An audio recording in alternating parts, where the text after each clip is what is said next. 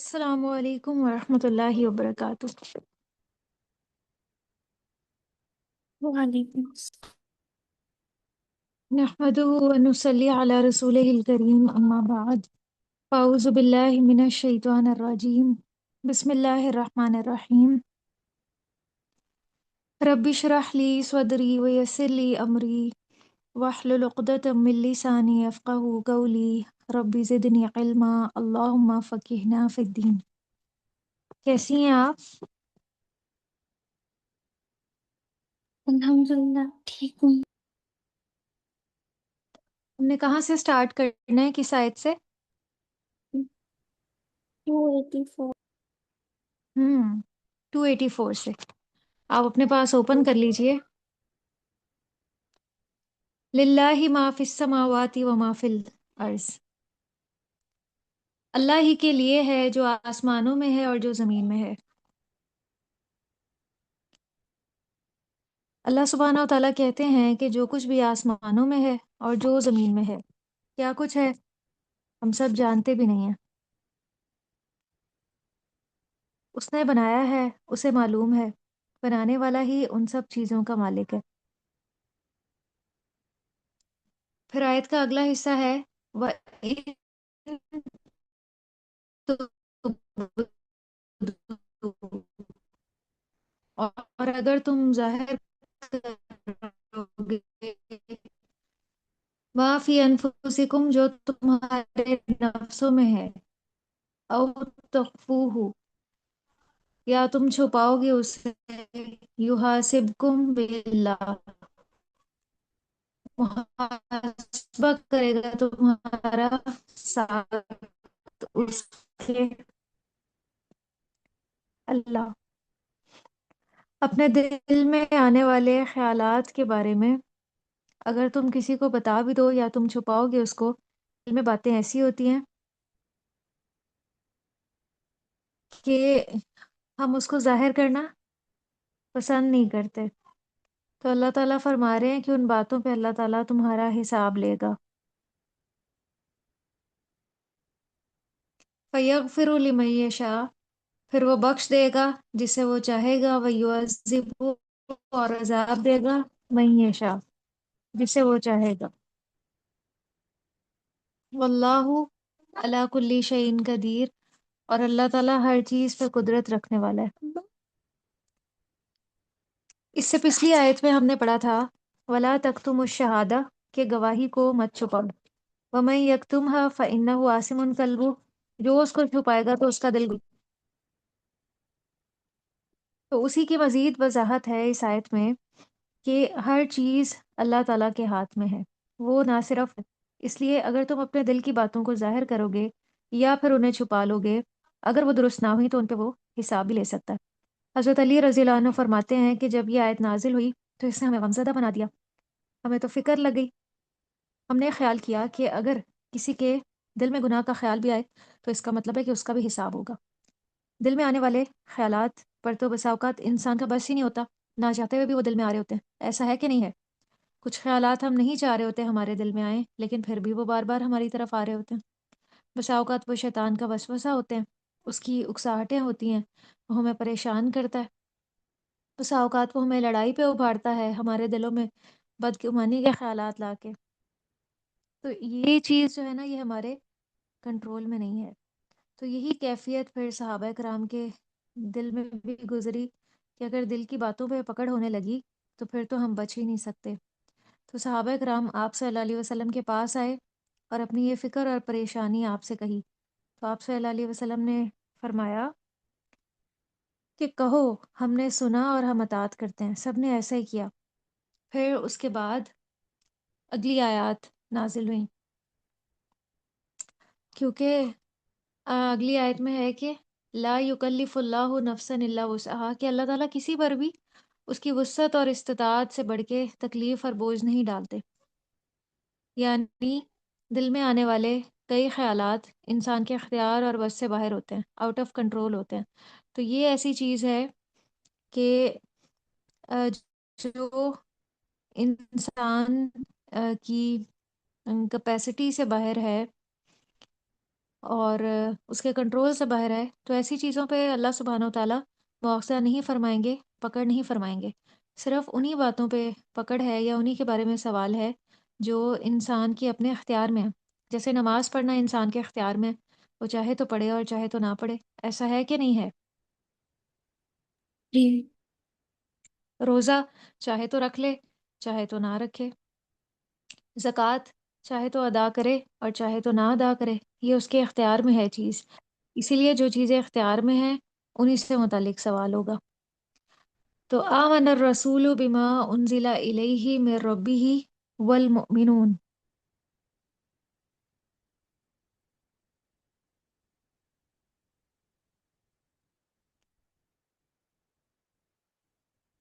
اور اسی میں آگے لا تکلف اللہ نفسا الا وسعها، آیت نمبر،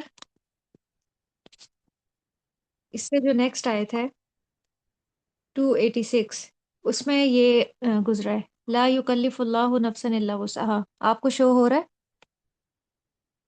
اللہ جی تعالیٰ کسی شخص کو بھی تکلیف نہیں دیتے مگر اس کی وسعت کے مطابق، یعنی اگر کسی کے بس میں نہیں کسی وسوسے کو کنٹرول کرنا، کسی خیال کو روکنا، اس پر پکڑ نہیں ہوگی۔ اگر ہم غور کریں تو پتہ چلتا ہے کہ دل میں آنے والے خیالات دو طرح کے ہوتے ہیں۔ ایک تو غیر اختیاری ہوتے ہیں جن پر ہمارا کچھ بس اور اختیار نہیں ہوتا۔ جو ہمارا دماغ اور دل ہے نا وہ ہر وقت کام کر رہے ہیں، اور سوئے ہوئے بھی ہمارا ذہن کام کر رہا ہوتا ہے۔ کئی بار ہم سو رہے ہوتے ہیں لیکن ہمارے ذہن میں اس وقت بھی خیالات آ رہے ہوتے ہیں جبکہ ہم گہری نیند میں نہیں ہوتے۔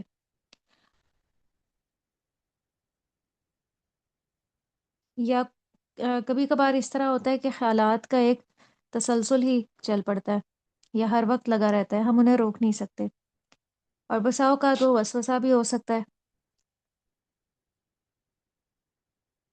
جو شیطان کی طرف سے ہو سکتا ہے، تو اس پہ انسان ساتھ ساتھ توبہ استغفار بھی کرتا رہتا ہے، لیکن وہ خیال ہے کہ جلدی جاتا ہی نہیں۔ ایسے خیالات جن پر انسان کا ارادہ اور اختیار نہیں، ان پر پکڑ بھی نہیں ہے۔ دوسرے جو ہے نا وہ اختیاری خیالات ہیں جو ارادے اور اختیار پہ مبنی ہوں، چاہے تو انہیں دل میں رکھیں اور چاہے تو نکال دیں، پکڑ ایسے ہی خیالات پہ ہے۔ آپ صلی اللہ علیہ وسلم سے جب غیر اختیاری خیالات اور وسوسے کے بارے میں پوچھا گیا تو آپ نے فرمایا کہ یہ ایمان کی علامت ہے، کیونکہ چور وہیں پر آتے ہیں جہاں پہ کچھ مال و دولت ہوتا ہے، تو وسوسے بھی اسی دل میں آتے ہیں جہاں کوئی ایمان ہوگا، جہاں خیر ہوگی، شیطان وہیں آئے گا کہ چھوڑو تم کیا کر رہے ہو، کس راستے پہ چل پڑے ہو۔ مثال کے طور پہ کہ انسان کے دل میں خیال آیا کہ اس کا کوئی اچھا کام، نیکی کا کام کرنے پہ دل چاہ رہا ہے مثلاً، لیکن شیطان کو یہ بات پسند نہیں ہے، تو وہ اس اچھے کام کے بارے میں کوئی شک ڈال دے گا، کوئی فائدہ نہیں اس کا، وہ فلاں نے کیا تھا نا، اس کو بڑا نقصان ہوا، تو آپ وہیں بیٹھ جائیں گے۔ اسی لیے پھر سورۃ الناس ہمیں سکھائی گئی ہے، قل اعوذ برب الناس، اس میں پناہ مانگی گئی ہے شر سے انسانوں کے اور جنوں کے۔ تو ایسے وسوسے جو ہیں وہ بسا اوقات جنات کی طرف سے ہوتے ہیں، اور جن سے مراد یہاں پہ شیطان ہے، اور بسا اوقات انسانوں کی طرف سے بھی ہوتے ہیں۔ کئی دفعہ آپ بہت اچھا کام کرنا چاہتے ہیں لیکن اتنے میں آپ کی ملاقات کسی ایسے انسان سے ہو جاتی ہے جو اس اچھے کام کے بارے میں آپ کا ارادہ اور نیت تبدیل کر دیتا ہے۔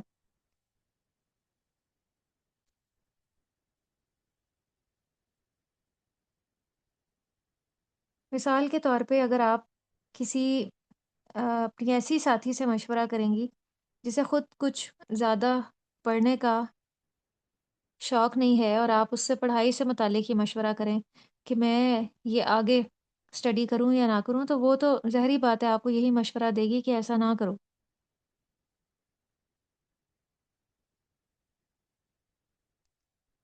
تو پھر اس طرح جو ہے نا آپ وہ کام چھوڑ کے بیٹھ جائیں گی۔ نبی صلی اللہ علیہ وسلم نے ایک موقع پہ فرمایا کہ اللہ تعالیٰ نے میری امت میں سے دل میں آنے والی باتوں کو معاف کر دیا ہے، البتہ ان پر پکڑ اس وقت ہوگی جب ان پر عمل کیا جائے یا جن کا اظہار زبان سے کر دیا جائے۔ تو اگر آپ کے دل میں کوئی برا خیال آ رہا ہے اور آپ اس کا اظہار کر دیتے ہیں، تو یہ اچھی بات نہیں ہے۔ دل میں اگر کوئی برا خیال آئے تو تعوذ اور تسمیہ پڑھنی چاہیے، اعوذ باللہ من الشیطان الرجیم فوراً پڑھنی چاہیے۔ کئی بار انسانوں کے بارے میں یا لوگوں کے بارے میں دل میں کوئی بدگمانی آ رہی ہوتی ہے، اور بغیر نیت اور ارادے کے دل میں وہ خیالات آ رہے ہوتے ہیں۔ تو اگر ہم دوسروں کو بھی اپنے دل میں آنے والے خیالات بتانا شروع کر دیں تو پھر کیا ہے، اس کلام پر بھی پکڑ ہوگی۔ تو دل کے خیالات جو ہے نا وہ دل میں ہی ختم کرنے ہیں، کیونکہ کئی بار جو کلام ہے وہ ایکشن میں بھی بدل سکتا ہے۔ اس کی مثال آپ ایسے سمجھیں کہ آپ کے دل میں کسی کے بارے میں کوئی بدگمانی آئی اور برا خیال آیا، تو آپ نے جا کر اس کو ایک دو لگا دیں۔ اب اس کو پتہ ہی نہیں کہ بات کیا ہے۔ بچوں کے ساتھ عام طور پہ ایسا معاملہ ہوتا ہے، بڑوں کی طرف سے کوئی چیز اپنی جگہ سے ہلی ہوئی دیکھی، دل میں خیال آیا کہ فلاں بچے کا کام ہوگا، اس سے پوچھا بھی نہیں اور اس کو ڈانٹنا شروع کر دیا۔ تو یہ جو ہے نا ایسے چیزوں پہ محاسبہ ہے، پکڑ ہے۔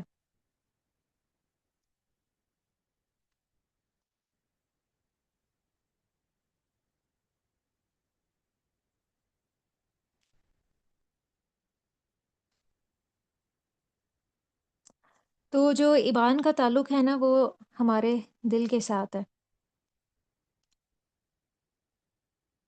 اور اللہ سبحانہ و تعالیٰ کو پتہ ہے کہ دل میں کیا ہے۔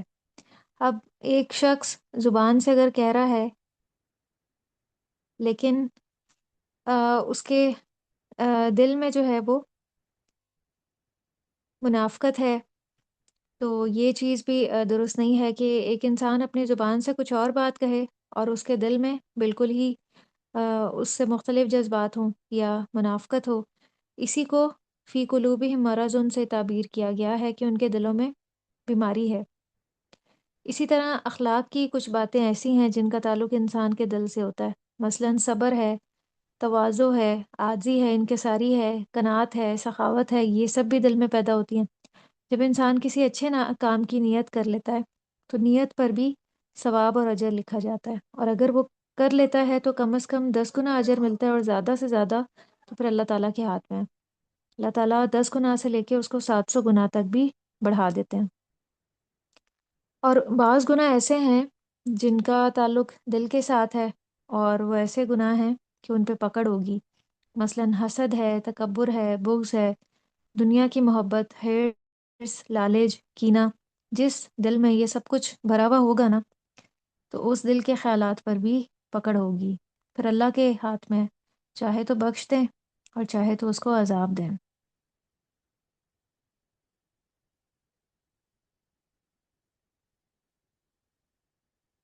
تو اس لیے ہمیں اپنے دل میں آنے والے خیالات کو فوراً ہی ختم کرنا ہے۔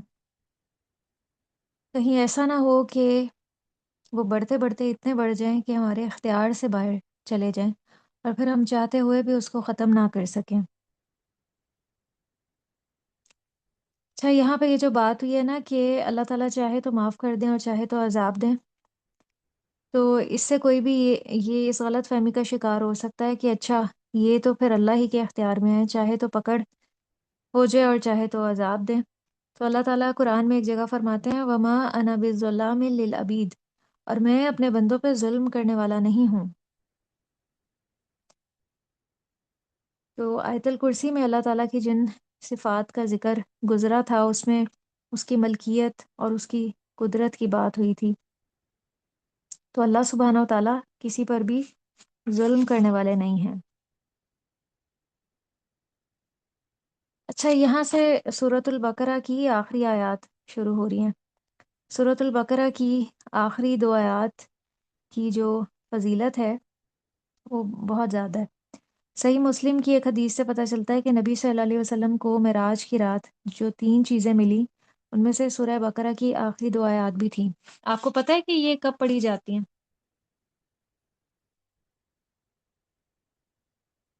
کس موقع پہ پڑھی جاتی ہیں؟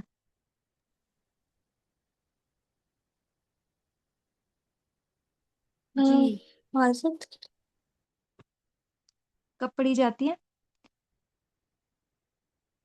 नबी सल्लल्लाहु अलैहि वसल्लम को ये आखिरी 2 आयत एक ख़ास ख़ज़ाने से अता की गईं, जो अर्श इलाही के नीचे है, और ये आयत आपके सिवा किसी और नबी को नहीं दी गईं। इन आयत के आखिर में हज़रत मुआज़ रज़ियल्लाहु अन्हु आमीन कहा करते थे, और उन्होंने ये अमल नबी सल्लल्लाहु अलैहि वसल्लम से सीखा था। नबी सल्लल्लाहु अलैहि वसल्लम ने इन आयत के बारे में ये फ़रमाया कि जो शख़्स सूरह बकरा की आखिरी 2 आयतें रात को पढ़ लेता है, तो उसको ये काफ़ी हो जाती हैं, यानी उसकी हिफ़ाज़त के लिए। तो हमें ये 2 आयत रात को पढ़नी चाहिए। क्या आपको ये बात पता थी पहले?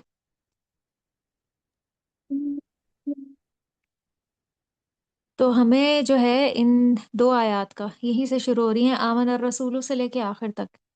तो आपने अपनी ये हैबिट बनानी है कि रात को ये आखिरी सूरह अल बकरा की आयत इनकी तिलावत करके सोना है। ये इनकी फ़ज़ीलत है कि जो इसको पढ़ता है उसे ये काफ़ी हो जाती हैं। तो आमन रसूलु बिमा उनज़िला इलैहि मिर रब्बिही वल मुमिनून। रसूल उस चीज़ पर ईमान लाए जो आपकी तरफ आपके रब की तरफ से नाज़िल की गई, और सारे मोमिन सारे के सारे अल्लाह पर ईमान लाए, और वल व मलाइकतिही व कुतुबिही व रुसुलिही, और उसके फरिश्तों पर, उसकी किताबों पर और उसके रसूलों पर। और उन्होंने कहा कि हम उसके रसूलों में से किसी एक के दरमियान भी फ़र्क नहीं करते। और हमने सुन लिया और हमने अताअत की, हम तेरी बख्शिश चाहते हैं, यानी पिछली ज़िंदगी में हमसे जो गलतियाँ हुईं, कमियाँ कोताहियाँ हुईं, उन पे हमें माफ़ फ़रमा, और ए हमारे रब तेरी ही तरफ हमें लौटना है।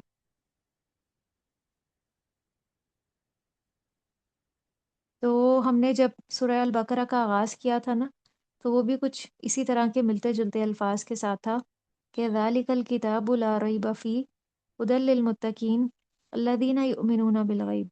वो लोग जो गैब पर ईमान लाते हैं, तो वहाँ इस किताब से हदायत पाने के लिए बहुत जो ख़ुसूसियात बयान की गई थीं, वो ईमान बिल गैब था, और फिर आगे उसकी मज़ीद डिटेल थी। तो ये जो एक मुत्तकी होता है ना, वो बहुत वसीउन नज़र होता है, वसीउल कल्ब होता है। उसके अंदर कोई तासुब या तंगदिली नहीं होती। वो गैब पर ईमान रखता है। जो तंग-दिल होगा, तो वो रिजिड भी होगा। यानी तंग-दिली इंसान को सख्त दिल बना देती है।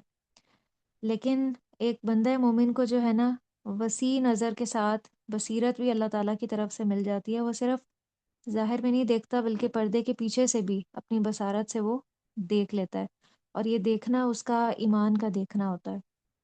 तो यहाँ पे सूरत के अख्ताम पे बताया जा रहा है कि पैगंबर और आपके साथियों ने ईमान लाकर वाज़े कर दिया कि हम ये सब कुछ मानते हैं, और ख़ास तौर पे युमिनूना बिल गैब। तो सहाबा कराम ने इस पे समीना व अतवाना कहा था कि हमने सुना और हमने अतात की। इसके मुकाबले में यहूद के सामने जब इस तरह के अहकामात पेश किए गए, तो उन्होंने कहा समीना व असैना, यानी हमने सुना और हमने नाफरमानी की।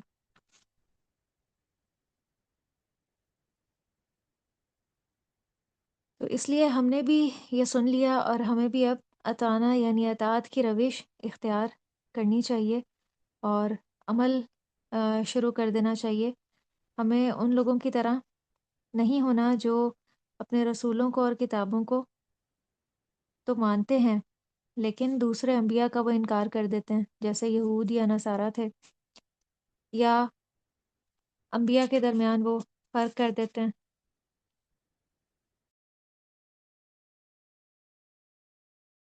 हुँ।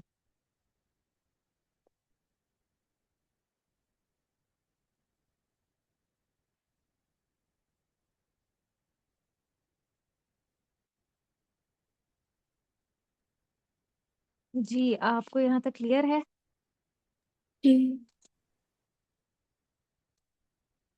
अच्छा, हमारे पास जो हदायत पहुँची या ये किताब पहुँची, उसके ज़राए कौन-कौन से हैं?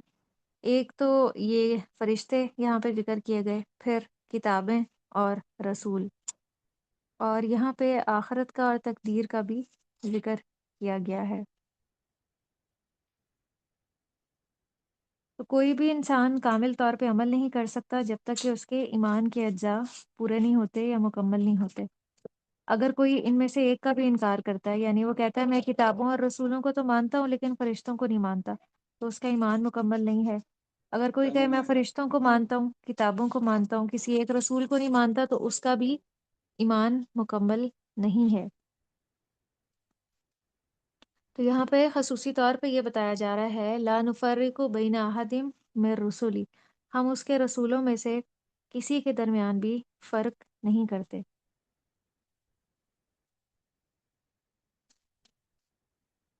اور رسولوں میں فرق کرنا کیا ہوتا ہے کہ کسی کو اللہ کا رسول مانا جائے، کسی کو مانا ہی نہ جائے، یا ان کے درجہ نبوت میں فرق کیا جائے، کیونکہ نبی ہونے میں تو سب برابر ہیں، لیکن بعض کو بعض پر اللہ سبحانہ و تعالیٰ نے فضیلت دی ہے ان کے اعمال کے اعتبار سے، ایمان لانے کے اعتبار سے۔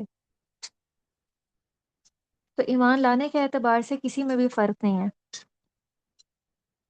جیسے حضرت موسیٰ علیہ السلام سے اللہ سبحانہ و تعالیٰ نے کلام کیا تھا، یہ ان کی ایک فضیلت تھی کہ صرف اللہ تعالیٰ نے روبرو حضرت موسیٰ علیہ السلام سے کلام کیا ہے اور نبی صلی اللہ علیہ وسلم سے کلام کیا ہے۔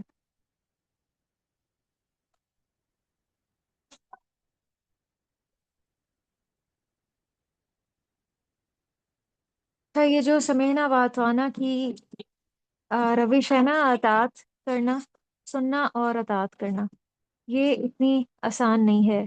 انسان کئی بار قرآن کو تھامتا ہے، ہدایت کے راستے پہ چلتا ہے، لیکن وہ پھسل جاتا ہے۔ جتنا مرضی انسان نیت اور ارادہ کر لے، لیکن جب انسان چلتا ہے تو وہ کئی بار گر بھی جاتا ہے۔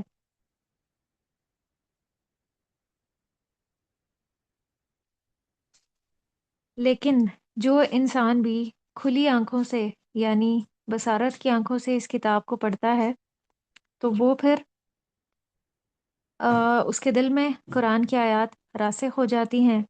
وہ پھر ایسا متقی انسان بنتا ہے کہ وہ قرآن کو اپنے عمل میں ڈھال لیتا ہے، وہ اپنے وقت کو پھر ضائع نہیں کرتا، اور قرآن کو دلوں کی زندگی کہا گیا ہے۔ تو زندگی دیکھیں جب کسی چیز میں آتی ہے تو کیا ہوتی ہے، ایک موومنٹ ہوتی ہے نا۔ جب کسی چیز میں زندگی کے آثار پیدا ہوتے ہیں تو اس میں ایک موومنٹ ہو جاتی ہے۔ تو قرآن جو ہے نا وہ دلوں کو روشن کر دیتا ہے۔ تو جب روشنی آتی ہے، آنکھیں کھل جاتی ہیں، دل روشن ہو جاتے ہیں۔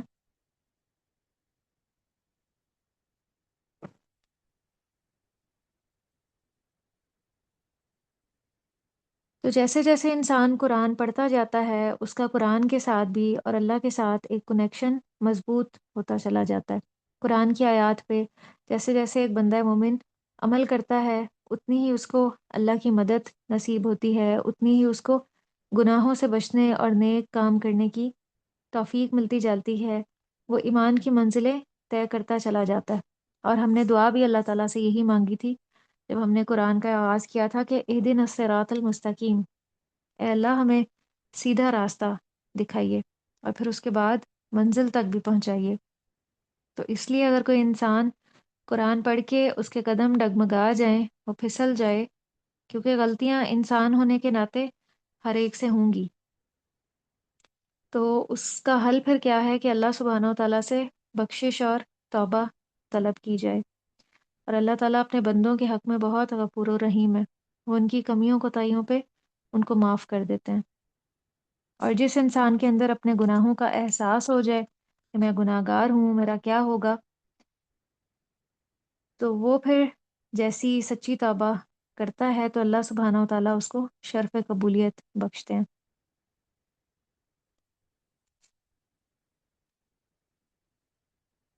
اسی لیے یہاں پہ دعا سکھائی جا رہی ہے کہ غفرانک ربنا و الیک المصیر، کہ اے اللہ تیری بخشش، تیری توجہ اور تیرا سہارا، تو ہمیں ڈھانپ لے اور ہمارے گناہوں کو معاف کر دے۔ ربنا اغفر لنا، اے اللہ ہمارے گناہوں کو معاف کر دے، ہم تجھ سے بخشش طلب کرتے ہیں۔ بہت ہی خوبصورت انداز ہے دعا کا، اور تیری ہی طرف ہمیں پلٹ کر جانا ہے، تجھ سے بھاگ کے ہم کہیں بھی نہیں جا سکتے۔ جیسے سورہ رحمان میں ہے قرآن میں या माशर अल जिन्नि वल इंस इन इस्ततातुम अन तनफुजू मिन अक़तारिस समावाति वल अर्ज़ फनफुजू ला तनफुजूना इल्ला बिसुल्तान। ए जिन्नो इंसान के गिरोह, अगर तुम में इस्तात है ना और तुम कर सकते हो कि तुम भाग निकलो आसमान और ज़मीन के किनारों से, तो भागो। नहीं भाग सकते मगर कोई बड़ा जोर आवर। तो अगर हम चाहें भी कि ज़मीन के किसी किनारे से हम इस प्लेनेट से बाहर निकल जाएं, तो क्या हम निकल सकते हैं? कोई चाहे लाख कोशिश हम्म, करे, कोई जितनी भी कोशिश करे, वो इसमें कामयाब नहीं हो सकता।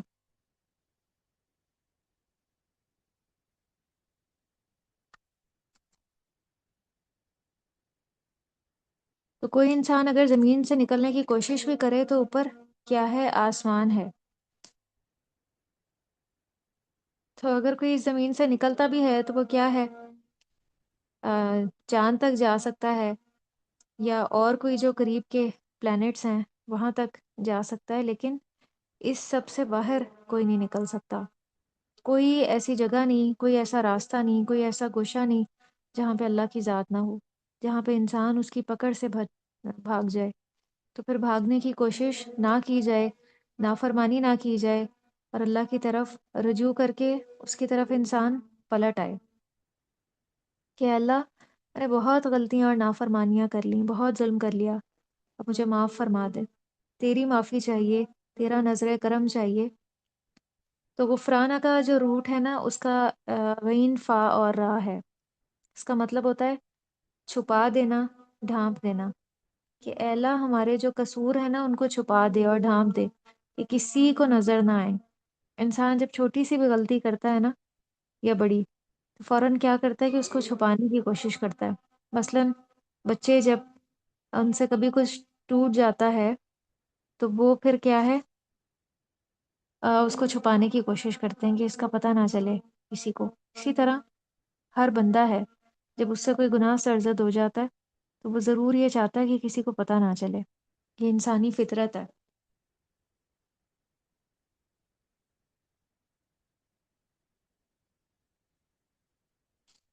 जी, सूरह अल बकरा की आखिरी दो आयत की क्या फजीलत है? ये इसको रात से सोने से पहले पढ़ लेना चाहिए। हाँ जी, इसको रात को पढ़ना चाहिए।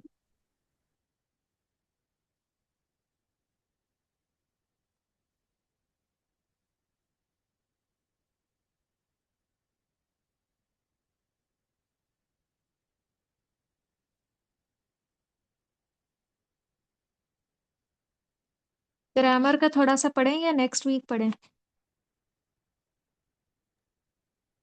और पता है, आपके पास है टाइम अभी? यही पढ़ लेते हमने कहाँ तक पढ़ा था? ग्रामर का कुछ याद है आपको?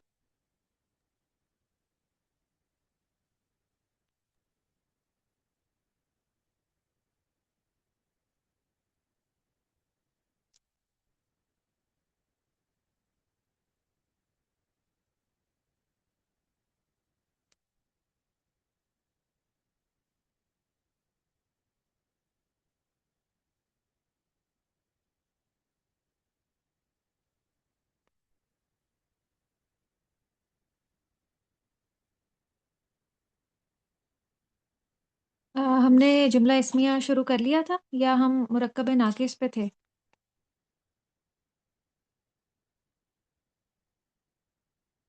जी। हैं। ये जुम इसमें पढ़ रहे थे हम। तुम्हें इसमें तुम्हें और मैंने ये मिसाल आपको बताई थी, ज़ैदुन सालिहुन। हम्म, मुब्तदा और ख़बर के कवायद क्या हैं? पढ़ें ज़रा, क्या कवायद है? वसत के लिहाज से मुब्तदा मुअर्रफा और खबर अमूमन नकरा होती है। इराब के जी। लिहाज से मुब्तदा और खबर दोनों मरफू होते हैं। जिन्स और अदद के लिहाज से मुब्तदा और खबर के में मुताबिकत होती है। हम्म। और मेरा ख्याल है हमने ये भी पढ़ ली थी, आपने खुद सॉल्व की थी। ऐसा ही है ना, जी, हाशिम और तबीब। अच्छा, अब मुब्तदा वाहिद मुन्नस होगा तो खबर भी वाहिद मुन्नस आएगी। जैसे मरियम नेक है। अब हम ये नहीं कहेंगे मरियम सालिहुन, ये रॉन्ग हो जाएगा। मरियम चूंकि मुअन्नस है, इसके साथ हमने जो खबर लानी है ना, तो वो भी मुअन्नस लानी है। तो सालिहुन से हम मुअन्नस कैसे बनाएंगे, बनाएं। सालिहतुन। सालिहतुन, एक गोल ता लगा देंगे। तो ये एक पूरा जुमला बन रहा है, मरियम सालिहतुन, मरियम नेक है। जैनब सच्ची है, ज़ैनबु सादिकातुन। फातिमा उस्तानी है, फातिमा तु उस्ताजातुन।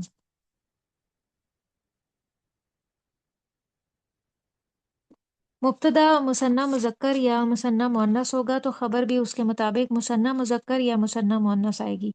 जैसे जैद और हामिद नेक हैं। जैदुन व हामिदुन सालिहानी, अब ये तस्निया बना दिया। मरियम और जैनब नेक हैं। अब सालिहानी से मुसन्ना मुअन्नस बनाएं।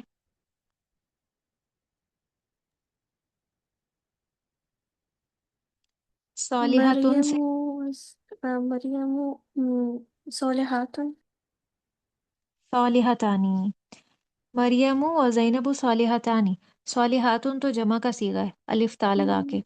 तस्निया में हमने अलिफ और नून ही लगाना है, चाहे वो मुज़क्कर है या मुअन्नस है। लेकिन मुज़क्कर में ये होगा, जैसे सालिहुन से हम तस्निया बनाएंगे तो सालिहानी हो जाएगा, और सालिहतुन से हम तस्निया बनाएंगे तो सालिहतानी हो जाएगा। ता के बाद हमने अलिफ और नून का इजाफा करना है। इसी तरह जब मुब्तदा जमा मुज़क्कर या जमा मुअन्नस होगा, तो खबर भी उसके मुताबिक जमा मुज़क्कर या जमा मुअन्नस आएगी। जैसे जैद हामिद और महमूद नेक हैं। जैदुन व हामिदुन व महमूदुन स्वालिहूना। अब ये जमा सालिम बनाई गई है वाव नून लगा के। मरियम जैनब और फातिमा नेक हैं। मरियमु व ज़ैनबु व फातिमतु स्वालिहातुन। इसी तरह जब मुब्तदा मुख्तलिफुल जिन्स हो, तो खबर में मुज़क्कर की रायत रखी जाएगी। जैद और फातिमा नेक हैं। जैदुन व फातिमतु स्वालिहानी। अब इसमें देखें, चूंकि मुज़क्कर और मुन्नस दोनों इसमें आ गए हैं, तो मुसन्ना जो है ना वो मुज़क्कर का इस्तेमाल हुआ है। इसी तरह मरियम जैनब और हामिद नेक है।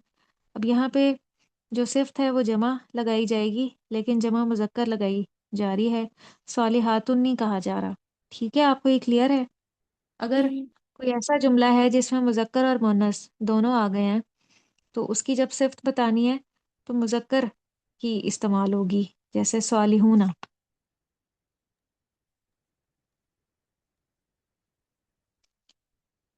इसमें इस्तेमाल शुदा मुज़क्कर मुब्तदा की जगह मुअन्नस मुब्तदा लाएं और जुमले बनाकर अरबी में तर्जुमा करें।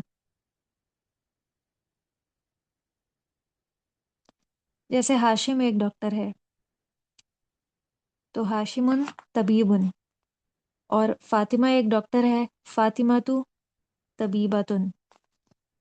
अब मैं आपको कहती हूँ कि अहमद सच्चा है, तो ये कैसे बनेगा। हामिदुन सच्चे को कहते हैं सादिक। हामिदुन सादिक। जी, हामिदुन सादिकुन। और मरियम सच्ची है। मरियमतुन सादिकतुन। मरियमु मरियमु स्वादिकतुन। ये मरियमुन नहीं होगा। मैंने आपको एक बार बताया था कि कुछ जो अस्मा है ना वो गैर मुनसरिफ होते हैं, उन पे तनवीन नहीं आ सकती। जैसे मैं आपको कुरान से मैंने आपको मिसालें दिखाई थी। याद है मैंने आपको कुरान से दिखाई थी मिसालें।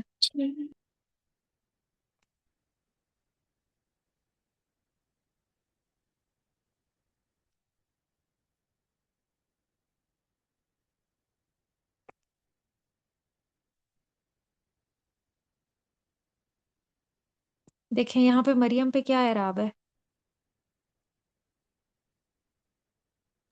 मरियम। जी, तो इसका मतलब है कि मरियम गैर मुनसरिफ है। औरतों के जितने भी नाम हैं वो गैर मुनसरिफ होते हैं, उस पे तनवीन नहीं आ सकती, पेश नहीं आएगा। कुरान में आप जहाँ भी हजरत मरियम रज़ियल्लाहु अन्हा का नाम देखेंगी ना, तो वो इसी तरह से होगा। तो मरियमु स्वादिकतुन।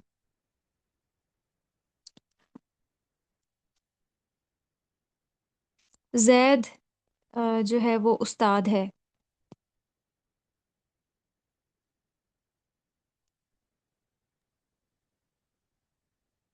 زید استاد ہے. زید معلم. زید معلم.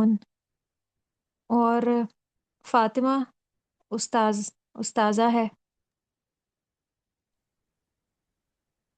فاطمہ معلمة. فاطمہ تو معلمتن. دیکھتے ہیں کہ قرآن میں فاطمہ ورڈ ہے.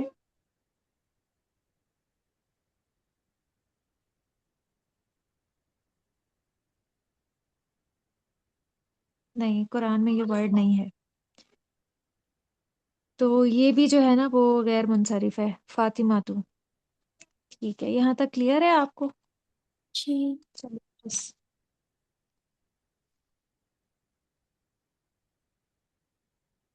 ہم اتنا ہی کرتے ہیں، اگلی مشق جو ہے وہ انشاءاللہ نیکسٹ کلاس میں ہم کریں گے. وآخر دعوانا ان الحمد للہ رب العالمین. سبحانک اللہم و بحمدک، نشہد ان لا الہ الا انت، نستغفرک و نتوب الیک. والسلام علیکم ورحمۃ اللہ وبرکاتہ. وعلیکم السلام.